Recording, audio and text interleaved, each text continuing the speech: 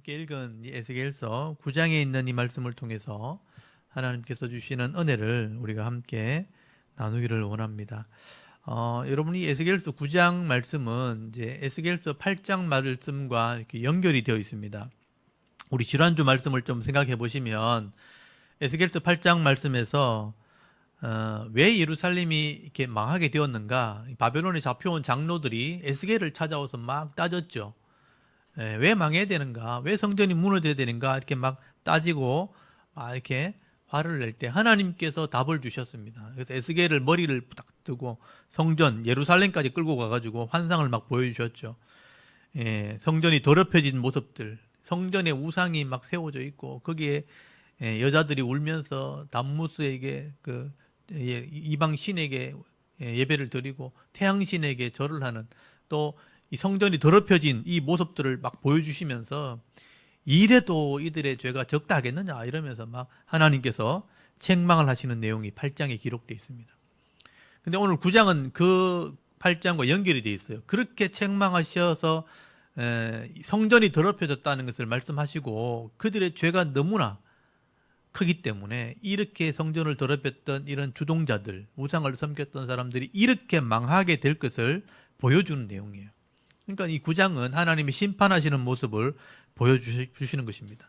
하나님의 성전이 우상으로 더럽혀지고 이제 하나님의 영광이 그것을 떠나게 되어질 때 결국은 이 성전이 무너지게 된다는 것을 말씀하는 거예요. 그래서 이제 에스겔에게 환상으로 또는 비유로 보여주신 것입니다. 그래서 여러분 거기 3절 보시면요, 그룹에 머물러 있던 이스라엘의 하나님의 영광이 성전 문지방에 이르렀다. 원래 성소에 있어야 되는데 지성소, 성소 안에 있는 지성소에 하나님의 영광이 머물러 있는 곳인데 성전을 떠나가시는 거예요. 그래서 성전을 막 떠나가려고 문지방을 막 넘어가는 모습을 보여주신 거예요.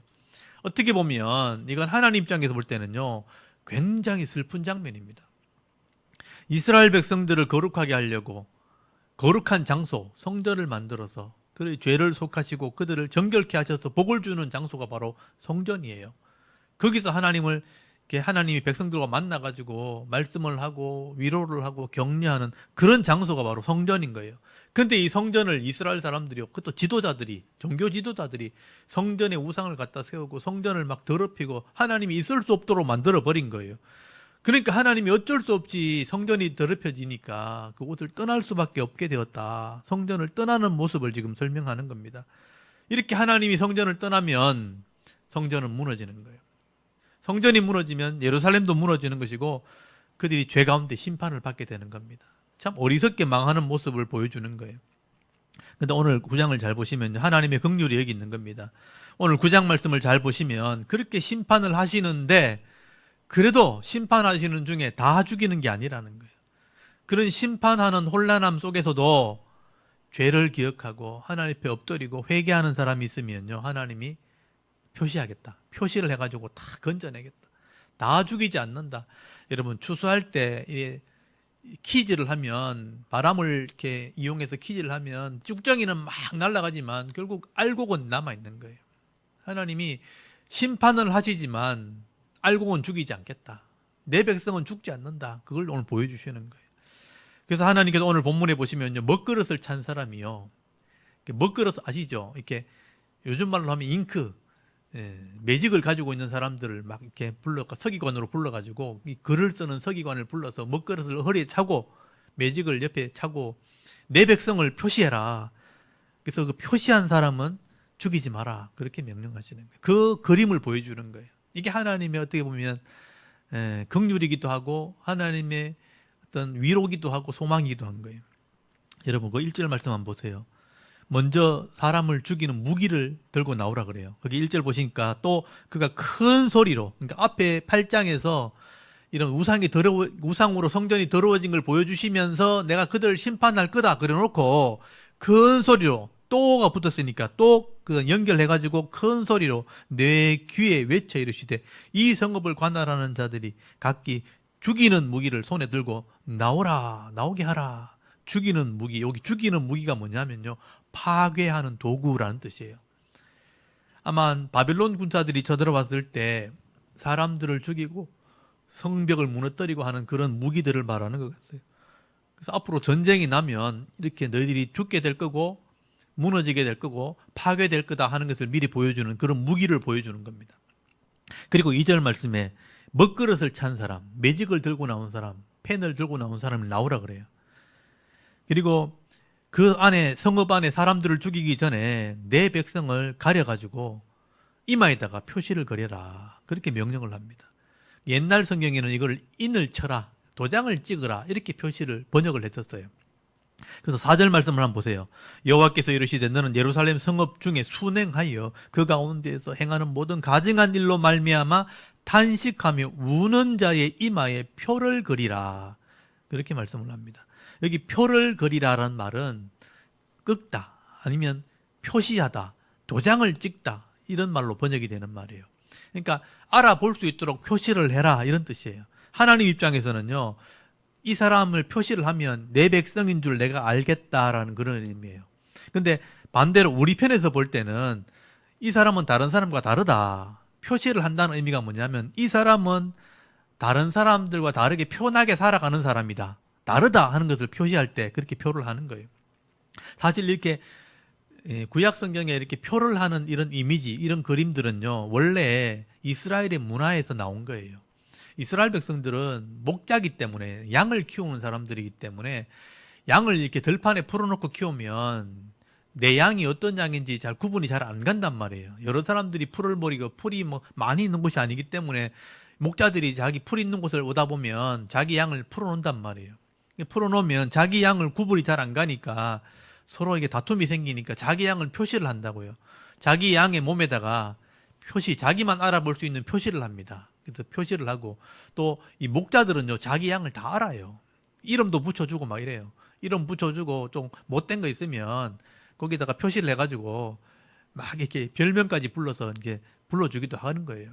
양도 자기 목자를 알아요. 자기 목자가 부는 피리 소리도 다 알아듣고 자기 목자의 음성을 알기 때문에 찾아오는데 혹시나 바뀌면 안 되니까 표시를 한단 말이에요. 도장을 찍어 놓기도 하고 표시를 해서 그렇게 자기 양을 표시를 하게 되는데, 이런 이미지를 따라서, 이런 습관을 따라서 하나님께서 자기 백성, 이스라엘 백성을 구원할 때 내가 그렇게 하겠다라고 말씀하신 거예요.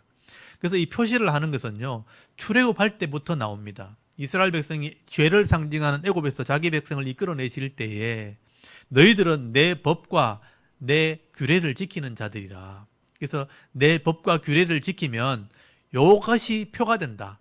그러면 내가 이마나 손목에다가 표를 한 것처럼 내가 인식을 하겠다. 그렇게 말씀하신 거예요. 그래서 출애굽기 13장이나 13장 거기 13장 16절 또는 13장 13절 이런 데 찾아보시면요, 내가 6월절의 규례를 너에게 준다. 어린 양의 피를 발라가지고 죽음을 피하는 그런 규례가, 절기가 이 출애굽기 13장 9절에 나오는 6월절의 규례입니다.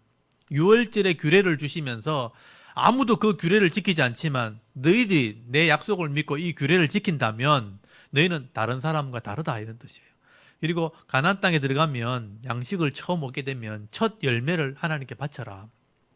이 땅을 하나님께 주셨고 이 첫 양식은 하나님께서 주신 것이란 표시로 항상 하나님께 먼저 예물을 바치는 거예요. 그 제사장이 양식으로 먹습니다. 그래서 첫 양의 새끼가 나온다든지 아니면 첫 곡식이 나오면 하나님께 바치는 규례를 주신 거예요.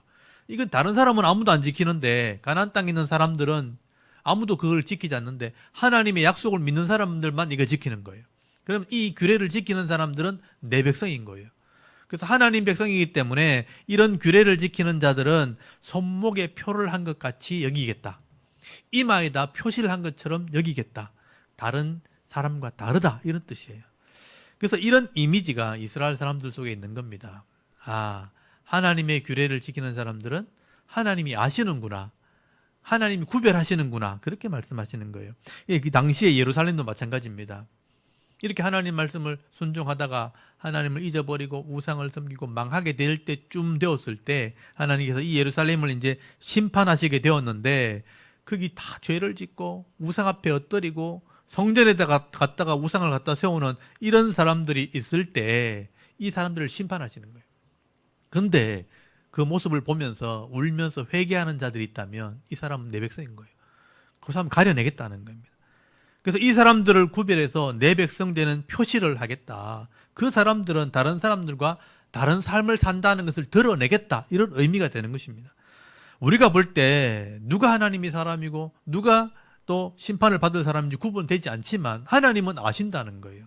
그 마음을 보고 계시고 그 삶을 보고 계시기 때문에.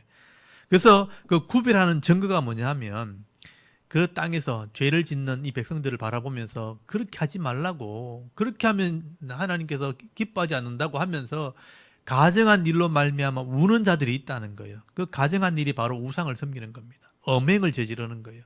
엄란한 죄를 짓는 것. 그러니까 죄를 짓고도 부끄러워하지 않는 그런 사람들을 보면서 우리는 그렇게 하지 않고 세상의 문화나 세상의 방법을 또 세상의 상식을 따라가지 않고 하나님 법을 따르겠다고 하면서 우는 사람이 있다는 거예요.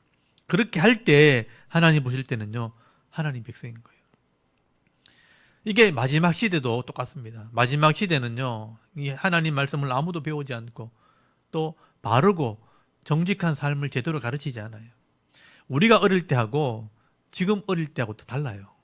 우리가 어릴 때는 그나도 양심이 있어가지고 부모님들이 뭐라 하면, 그러니까 내가 그걸 지키려고 막 애를 썼거든요.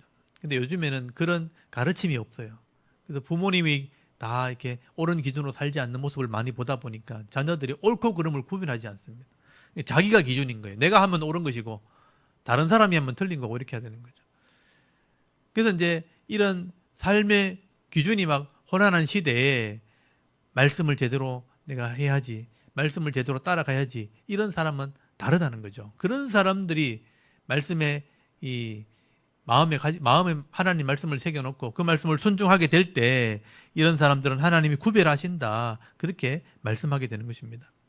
근데 이제 이런 하나님 말씀을 알지 못하는 사람들은 세상을 따라가는 거예요. 세상 사람들이 다 그렇게 살아가니까 이게 옳은 줄 알고 그게 상식인 줄 알고 그렇게 살아가는 겁니다. 사람들을 불쌍히 여기지도 않고 긍휼히 여기지도 않고 또 내 몸처럼 다른 사람을 사랑하지도 않는 거예요. 그래서 악을 행하면서 수단과 방법을 가리지 않고 자기 유익을 위해서 살아가는 것입니다. 근데 하나님 말씀을 그래도 가지고 있는 사람들은, 그 말씀을 기준으로 하는 사람들은요, 죄를 아는 거예요. 자기 죄를 고백하기도 하고 다른 사람들을 보면서 탄식을 하는 거죠.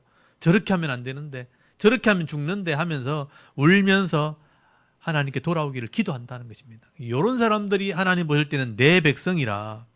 그래서 그 땅에, 그 당시에 오늘 9장에 보시면 심판이 임하는 그때에 하나님 말씀을 가지고 가증한 이 일들을 보면서 탄식하며 우는 사람들, 좀 더 정확하게 얘기하면요, 하나님 말씀을 딱 마음에 새겨놓고 그 말씀대로 살면서 악을 행하는 자들을 위해서 회개하는 자들, 이런 사람들은 가려내라. 여러분, 이런 사람들은요, 그 심판이 임하는 그 죽음의 현장 가운데서도 하나님이 살려내시는 거예요. 여러분, 이게 오늘 핵심입니다. 하나님은 기다리고 기다리시다가 결국은 심판하시지만, 돌아오지 않으면 심판하시지만, 그래도 마지막이라도 돌아오는 사람이 있다면, 회개하는 사람이 있다면 내가 구원해내겠다, 가려내겠다, 그 말씀을 하시는 거예요. 그래서 이런 사람들에게는 한 번 더 기회를 주는 거예요. 살려내가지고 하나님 말씀을 순종함으로 하나님 나라 이 땅에 이루어지도록 사명 감당할 기회를 주시겠다는 것입니다. 그래서 이런 기준이요, 마지막 종말에도 똑같이 적용이 되어지는 것입니다. 그래서 나중에 여러분 요한계시록을 보시면요, 이 땅에 종말이 온다는 거예요. 이 땅에 종말이 오면 세상이 다 기준이 사라지고 도덕 있고 윤리 있고 다 없어지고 다 음란하게 살고 다 악하게 살 때, 그래도 하나님 말씀으로 돌아오는 사람이 있으면 마지막에 내가 그 사람 내가 가려낼 거다. 그래서 여러분 더 이상 돌아오지 않을 때 마지막에 어떤 일이 일어나냐면 요한계시록에 보면요, 7인의 재앙이 나오고 7나팔의 재앙이 나오거든요. 그래서 7인의 재앙을 보면 이 땅이 큰 전쟁이 일어나게 되어지고 기근과 또 흉년이 일어나가지고 양식이 떨어지는 그런 기근이 일어나는, 전쟁이 일어나니까 당연히 양식이 끊어지겠죠. 그래서 사람이 지구의 4분의 1이나 죽임을 당하는 큰 전쟁이 벌어지게 됩니다. 그리고 감당 못할 재앙이 일어납니다. 혜성이, 별들이 땅에 딱 떨어지는 일들이 벌어지게 돼요. 그러면 세상이 감당하지 못할 일들이 벌어집니다. 지금 얼마 전에도 뭐 지진이 나가지고 막 미얀마에서 건물이 무너졌잖아요. 만약에 혜성이, 밖에 있는 혜성이 지구에 충돌을 하게 된다면 지각판이 막 움직일 겁니다. 대륙이 움직일 거예요. 섬들이 막 움직인다고 돼 있으니까. 그래서 큰 대륙들이 막 요동치게 되면요, 높은 건물들은 다 무너지게 될 겁니다. 엄청난 재앙이 사실 이 땅에 일어날 것을 예고되어 있는 거예요. 그게 마지막 때 일어날 일들입니다. 그런 일이 일어나면, 사람이 감당하지 못할 재앙들이 일어나게 되면 사람들이 그때 정신을 막 차리는 거예요. 성경에 종말이 있다더니 진짜 있겠구나, 정말 이런 일이 벌어지는 걸 보니까 진짜 종말이 있구나 하면서 그때 이제 하나님을 믿는 사람이 나오는 거예요. 이런 재앙들을 보면서 이제 마지막에 하나님이 세상을 흔들어 버리는 거죠. 여러분, 사람이 죽음이 임박하면요, 항상 하나님을 찾게 되어 있습니다. 평소에는 막 자기 힘이 있으니까, 자기 멋대로 되니까 막 장유도 살다가 내가 감당하지 못할 일이 막 세상에 벌어지기 시작하면요, 큰일 났다, 하나님을 믿어야 되겠다, 이런 사람이 나온다니까요. 그때 마지막에 이런 큰 재앙이 일어났을 때 하나님을 믿어야지, 말씀을 믿어야지 하면서 회개하는 사람이 나오면 하나님 그때 표시를 한다고 되어 있어요. 그래서 그때 마지막에 다 돌아오면 그 돌아온 사람들의 이마에다가 손에다가 표시를 한다고 되어 있는데, 요한에게 그 사람의 숫자를 한번 세어보라 그랬죠. 이스라엘 사람의 숫자를 한번 세어보니까 14만 4천이더라. 그래서 숫자가 나오거든요. 그거는 상징적인 숫자예요. 14만 4천이라는 것은 12 곱하기 12 곱하기 1000이에요. 구약의 12, 신약의 12, 그러니까 구약의 성도와 신약의 성도가 무한대를 상징하는 숫자가 1000이에요. 1000. 굉장히 많다, 이런 뜻이 1000이거든요. 그래서 구약의 성도와 신약의 성도가 마지막에는 굉장히 많이 구원받게 될 거다, 이런 의미로 14만 4천이라는 숫자를 거기에 써놓은 것입니다. 그래서 마지막 때 이런 많은 사람들이 돌아오게 될 것을 상징하는 그런 사건을 기록해 놓은 거예요. 그래서 마지막에도요, 이런 큰 심판이 임하게 될 때, 재앙이 임하게 될 때 결국은 이런 재앙을 보면서 돌아오는 것입니다. 그래서 하나님께서 그 사람들을 가려내실 때 이마에 표시를 한다, 에스겔서 말씀을 그대로 인용한 거죠. 그래서 에스겔에서 또 예루살렘이 망할 때 그렇게 했던 것처럼 마지막 때도 그런 일이 벌어질 거다, 그렇게 설명을 하게 되는 거예요. 그래서 마지막 때에 어떤 사람이 그러면 하나님 백성이 되는가, 예수님께서 설교하시면서 3년 동안 말씀을 가르치실 때 마지막 3년쯤 되었을 때는요, 종말에 대한 이야기를 하셨어요. 마지막 때 어떤 일이 벌어지냐 이렇게 물을 때 제자들이 비유를 하셨어요. 거기 보면 마태복음 13장이나 마태복음 25장에 보면 곡식과 가라지 비유, 이런 비유를 통해서 마지막 때는 하나님이 성도를 가려낼 거다, 불신자를 가려낼 거다, 이런 비유를 하세요. 그리고 양과 염소 비유를 딱 말씀하세요. 양은 순한 성도, 염소는 못된 불신자, 이렇게 해서 양과 염소를 가려내듯이 내 백성을 가려낼 거다, 그렇게 말씀하셨어요. 그래서 마지막 때가 되면 하나님 반드시 깨워가지고 마지막에도 돌아오게 만들어서 내 백성은 결국 가려낸다, 그 가려낸 백성을 구원할 거다. 근데 그 가려낸 백성의 특징이 뭐냐, 어떤 사람이 하나님 백성 되느냐, 그 양과 염소에 보면 그렇게 돼 있어요. 가난한 자를 돌아보고 헐벗은 자, 또 줄인 자, 목마른 자를 먹이고 지극히 작은 자에게 한 것이 곧 내게 한 것이라, 이런 사람은 의인이라, 그렇게 말씀하셨어요. 그러니까 말씀을 기억하는 사람들, 하나님 말씀을 그냥 한 귀로 듣고 한 귀로 흘렸었는데, 그냥 대충 들었었는데 마지막 때 하나님이 하시는 일을 보고 깜짝 놀라가지고, 야, 말씀대로 해야 되는구나, 가는 자를 돌아보고 줄인 자를 나눠주고 또 섬기는 삶을 살고 지극히 작은 자에게 하는 것이 곧 하나님께 하는 거다, 그 사람이 바로 의인이라, 이런 사람들은 내가 가려내서 영생에 들어가게 할 것이다, 그렇게 말씀하셨어요. 그리고 지극히 작은 자에게 그렇게 하지 않는 자는 내가 영벌에 들어가게 할 것이다. 이게 마지막 시대에 가려내시는 거예요. 그 가려낸 특징이 뭐냐, 하나님 말씀을 믿고 그 약속을 붙들고 그 말씀대로 살아가려고 하는 사람들, 그 말씀대로 잘 못 사니까 회개하면서 엎드리는 사람들, 그런 백성이 내 백성이다, 그렇게 말씀하는 것입니다. 그래서 이제 마태복음에 보면요, 거기 어떤 사람들이 내 백성이 될 것인가 또 다른 말로 표현한 게 있는데, 이 부분을 한번 제가 한번 읽어 드리려고 그래요. 여러분, 마태복음 24장을 같이 한번 찾아보실래요? 마태복음 24장.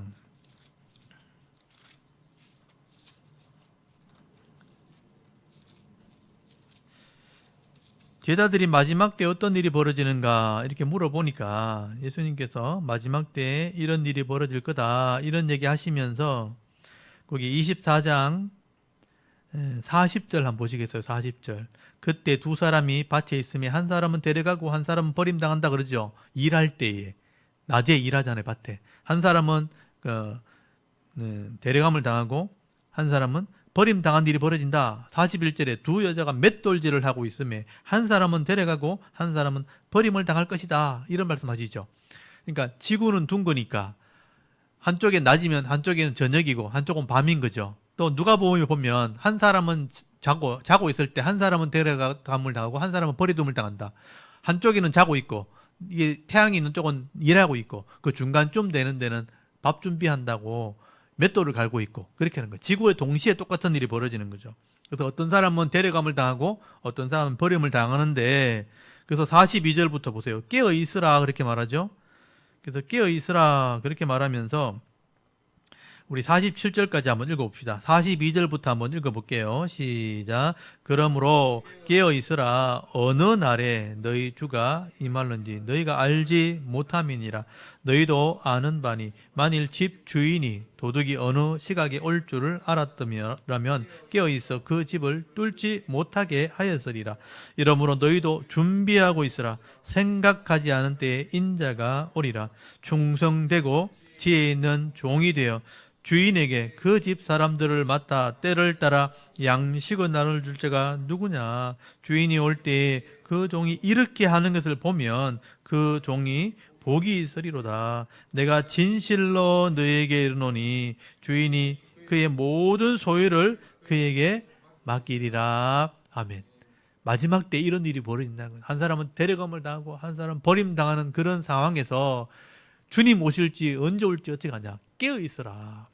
그러면서 뭐라 그랬어요? 주인에게 사람을 맡아가지고 양식을 나눠줄 사람 이렇게 돼 있잖아요. 근데 양식이 바로 말씀으로 해석을 하면 말씀을 나눠줄 수 있는 사람, 말씀을 설명할 수 있는 사람, 말씀을 삶으로 살 수 있는 사람, 이런 사람이 복을 받게 될 것이고 주인의 소유를 그에게 맡긴다는 건 뭐냐? 하나님 나라를 소유하게 된다는 뜻이에요.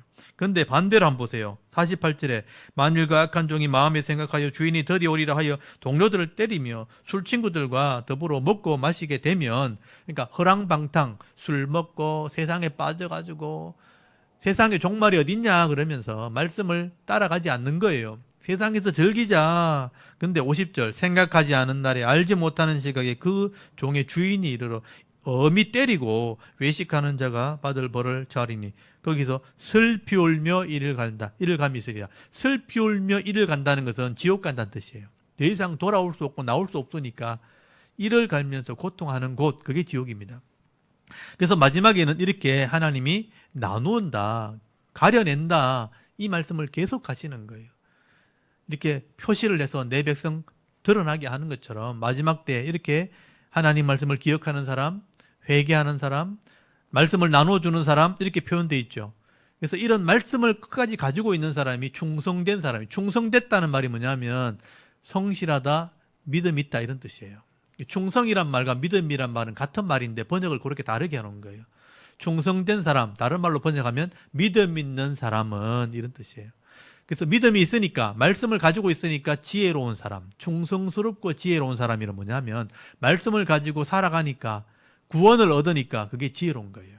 그런 사람은 결국 말씀을 가지고 있는 사람이에요. 말씀을 가지고 있으니까 나눠줄 수 있는 거예요. 말씀대로 삶을 살 수 있는 거죠. 그래서 마지막 때가 되면요, 다 세상의 기준이 무너지고 다 흥청망청 자기 기준에 옳게 살아가는 시대가 되는데, 그래도 변하지 않는 말씀을 가지고 있는 사람은 그렇게 하지 않는다는 거예요. 그래서 사도 바울이요, 마지막 때 어떤 일이 벌어지는가 디모데후서에 잘 써놨습니다. 말세에 자기를 사랑하고 돈을 사랑하고 경건의 모양은 있으나 경건의 능력이 없는 시대가 된다, 그렇게 말씀했어요. 그럴 때에 너희는 배우고 확실한 일에 거해라. 네가 어려서부터 성경을 알았나니, 그랬어요. 어려서부터 배운 성경이 우리를 바로 잡아주는 거예요. 모든 성경은 하나님의 감동으로 된 것으로 교훈과 책망과 바르게 함과 의로 교육하게 유익하니 이는 하나님의 사람으로 온전하게 한다. 모든 일을, 선한 일을 행할 능력을 갖추게 한다, 그렇게 설명을 하는 거예요. 이렇게 하면 이해가 되는 거죠. 마지막 때 전부 다 돈을 사랑하고 세상을 사랑하고 경건의 모양 있는 교회를 다니는 척 하면서도 마음은 세상에 뺏겨가지고 그냥 세상을 따라가고 있을 때 하나님 말씀이 없으면 다 무너지고 다 쓸려가는 겁니다. 근데 하나님은 자기 백성을 아는 거예요. 말씀대로 하려고, 이 말씀으로 교훈을 받고 책망을 받고 바르게 하고 의롭게 하려고 막 노력을 하고 하나님의 사람으로 온전케 하려고 말씀을 따라가고 있을 때 이 백성은 내 백성이라 표시를 하는 거예요. 표시를. 하나님이 표시하는 거예요. 우리는 모르지만 하나님 표시를 하는 거예요. 이 사람은 다르다 이런 뜻이에요. 그래서 오늘 저와 여러분이요, 이 말씀을 잘 배우셔야 됩니다. 마지막 순간에도 이 말씀이 기억나셔야 되는 거예요.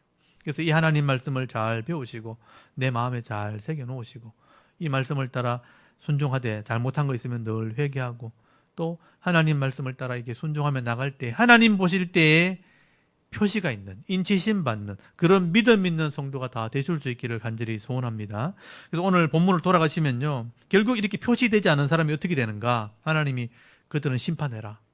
그래서 심판을 받은 거예요. 여러분 오늘 에스겔서 9장을 한번 보십시오. 이렇게 표시한 사람 외에 표시가 안 된 사람은 어떻게 되는가? 5절에 보니까 에스겔서 9장 5절에 그들에 대하여 내 귀에 이르시되 너희는 그를 따라 성읍 중에 다니며 불쌍히 여기지 말며 긍휼을 베풀지 말고 쳐서 늙은 자와 젊은 자와 처녀와 어린아이와 여자를 다 죽이되 이마에 표 있는 자에게는, 요게 회개하는 자들이죠, 가까이 하지 말라. 내 성소에서 시작할지니라 하시며 그들이 성전 앞에 있는 늙은 자로부터 시작하더라. 성전 앞에 장로들이, 늙은 자가 뭐냐면 장로들이에요.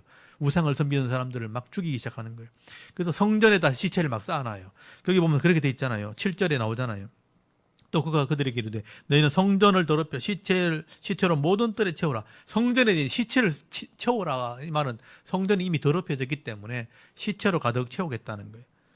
8절에 에스겔이 얼마나 그 사람이 비참하게 죽는 것을 보면서 하나님 너무 심하지 않습니까? 이 에스겔이 부르짖으면서 남은 자를 다 죽이려고 그럽니까? 너무 많은 사람이 죽으니까 그렇게 했다는 거예요.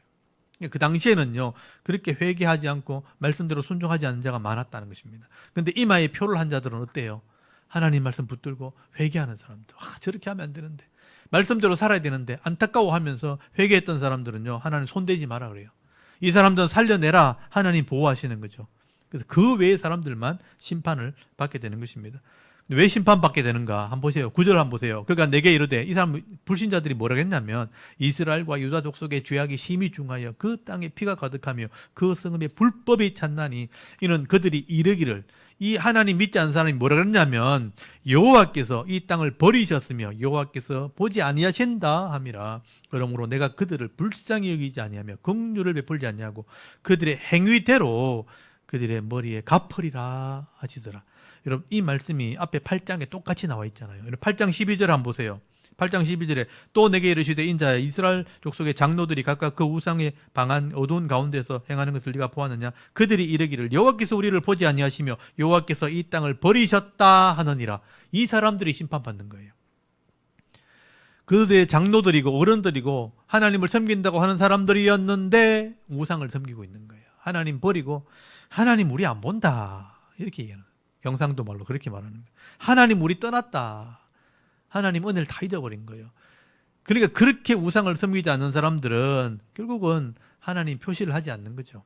그래서 그 땅에서 심판을 받게 되는 것입니다. 지도자들이 하나님을 믿지 않고 우상을 섬기고 또 죄를 짓는 사람들을 보면서 한탄하지도 않고 당연히 죄를 지으면서 악을 행하고 살아갈 때 하나님 우리 보지 않는다. 하나님 우리 떠났다. 그러다가 결국은 심판을 받습니다. 그들은 불쌍히 여기지도 않고 긍휼히 여기지 않는 그런 심판을 받게 되는 것입니다.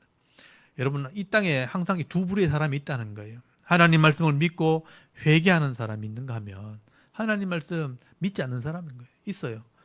그 말씀 들으려고 하지도 않고 따라가려고 하지도 않고 그냥 자기 욕심대로 살아가는 사람으로 둘로 나눠지게 되어 있습니다. 그래서 우리 요한계시록에 보면요, 날마다 자기 두루마기 옷 두루마기를 빠는 사람이 복이 있다.